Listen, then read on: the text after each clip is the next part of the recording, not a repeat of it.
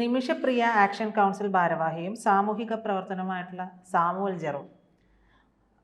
ഈ സാമുവൽ ജെറോമിനെതിരെ കൊല്ലപ്പെട്ട തലാലിൻ്റെ സഹോദരൻ അബ്ദുൽ ഫത്താഹ് മെഹ്ദി ആരോപണമായിട്ടൊക്കെ മുന്നോട്ട് വന്നിട്ടുണ്ട്. അതായത് മധ്യസ്ഥതയുടെ പേരിൽ സാമുവൽ ജെറോം രക്തവ്യാപാരം നടത്തുന്നു എന്നുള്ളതാണ് ആ ആരോപണം. സാമുവൽ ജെറോമും ഈ പറയുന്ന തലാലിൻ്റെ സഹോദരനുമായിട്ട് യാതൊരു തരത്തിലുമുള്ള ചർച്ചയും നടത്തിയിട്ടില്ല എന്ന് ഫേസ്ബുക്ക് വഴിയാണ് വെളിപ്പെടുത്തിയിട്ടുള്ളത്.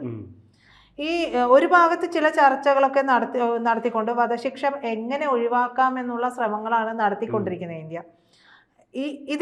ഈ സമയത്ത് വരുന്ന ഈ ഫേസ്ബുക്ക് പോസ്റ്റിനെ ആക്ച്വലി നമ്മൾ എങ്ങനെയാണ് കാണേണ്ടത്?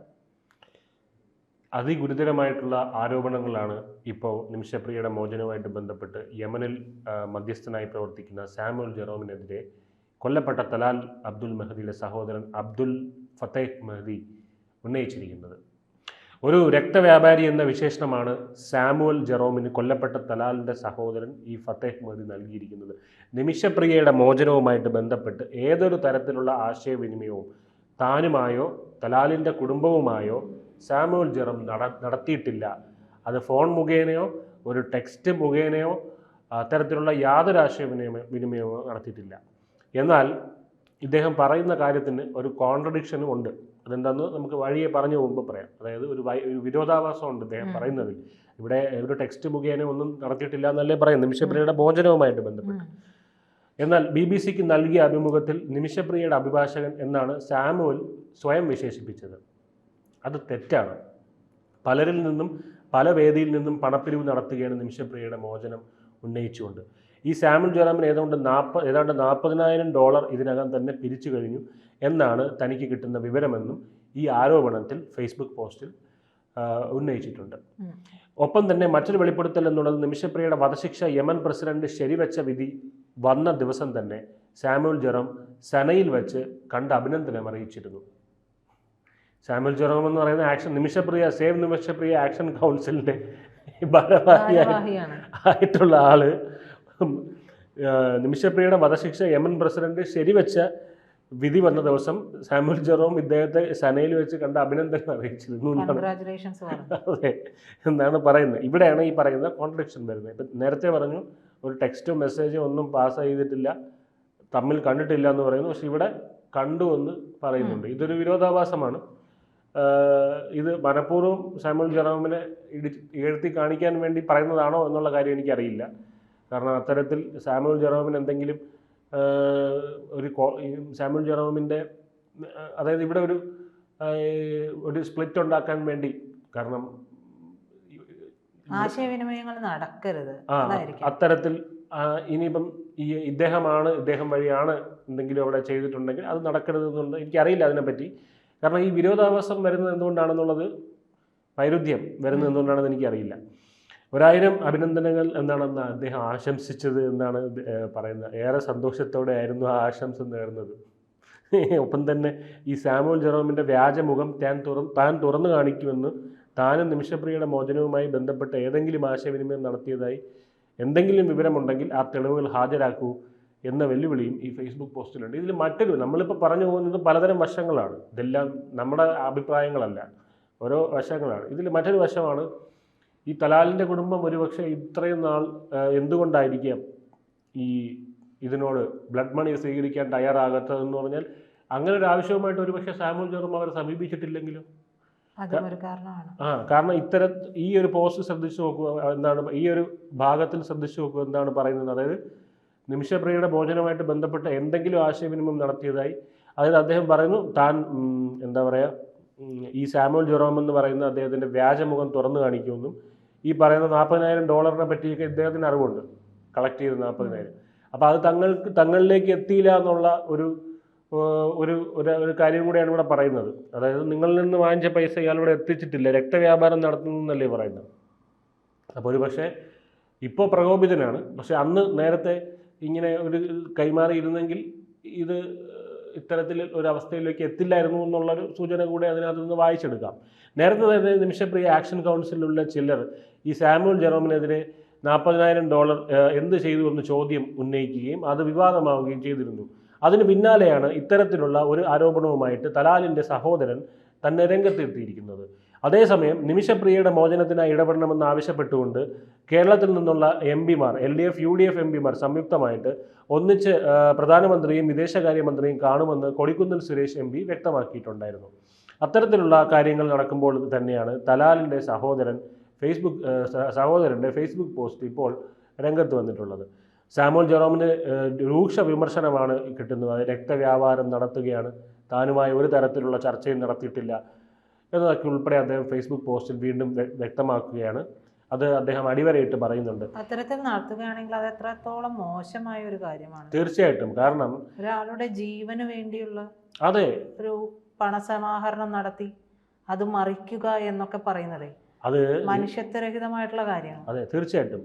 കാരണം നമ്മൾ ഇതിനകത്ത് മനസ്സിലാക്കേണ്ട ഒരു കാര്യം, ഇദ്ദേഹം ഈ സൊസൈറ്റിയിൽ ഉണ്ടാക്കിയ ഡാമേജ് എത്രത്തോളമാണ്. കഴിഞ്ഞ ദിവസം ഇദ്ദേഹത്തിൻ്റെ ഇൻ്റർവ്യൂവിൽ ഇദ്ദേഹം എത്രത്തോളം അഹങ്കാരത്തോടെയാണ് സംസാരിക്കുന്നത് നമുക്ക് മനസ്സിലാവും. അതായത് ഈ നമ്മുടെ കാന്തപുരം അബൂബക്കർ മുസ്ലിയാറിൻ്റെ ഇടപെടൽ ഉണ്ടായതിനു ശേഷമുള്ള ഇൻ്റർവ്യൂവിൽ അദ്ദേഹം പറയുന്നത് അങ്ങനെ ഇടപെടൽ ഉണ്ടായിട്ടില്ല, കാന്തപുരം ചുമ്മാ വെറുതെ പറയുന്നതാണ്. അത്തരത്തിൽ അല്ലല്ല, ഈ പറയുന്ന സാമുവൽ ജെറോം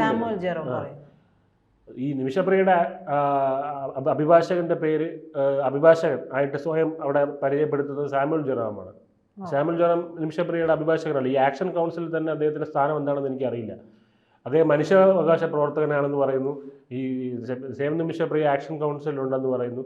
ഇന്ത്യയിലെ നിമിഷപ്രിയയുടെ അഡ്വക്കേറ്റിൻ്റെ പേര് സുഭാഷ് ചന്ദ്രൻ എന്നാണ്. അദ്ദേഹമാണ് ഈ സേവ് നിമിഷപ്രിയ കൗൺസിലിൻ്റെ മുഖ്യ ഭാരവാഹിയായിട്ട് ഞാൻ അറിയുന്നത്. സാമുവൽ ജെറോമിൻ്റെ എന്താണ് അദ്ദേഹം ഒരു മനുഷ്യാവകാശ പ്രവർത്തനം എന്നുള്ള രീതിയിൽ കേട്ടിട്ടുണ്ട്. അയാളുടെ കൂടെയാണ്, ഈ സാമുവൽ ജെറോമിന്റെ കൂടെയാണ് നിമിഷപ്രിയയുടെ അമ്മ താമസിക്കുന്നതെന്നാണ്. അവരുടെ സംരക്ഷണയിലാണ്, യമനിലാണ് അമ്മ അവിടെ തന്നെ തുടരുകയാണ്. ആ സമയത്ത് പോയിട്ട് പിന്നെ വന്നിട്ടില്ല.